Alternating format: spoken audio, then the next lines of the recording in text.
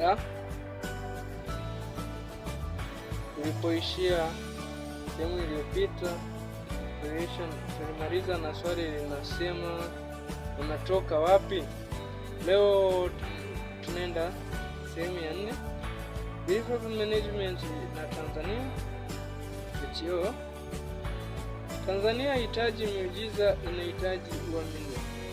Tanzania haihitaji miujiza, inahitaji uaminifu. Ujumbe: Belief Management hujenga ujasiri, uaminifu, viongozi wa haki na wananchi wajibikaji. Hapo taifa usimama imara. Mwisho, taifa bora hujengwa na watu wanaoaminika. Wewe una mchango gani? Wewe una mchango gani? Tukutane sehemu ya 5. Itakuwa sehemu ya mwisho.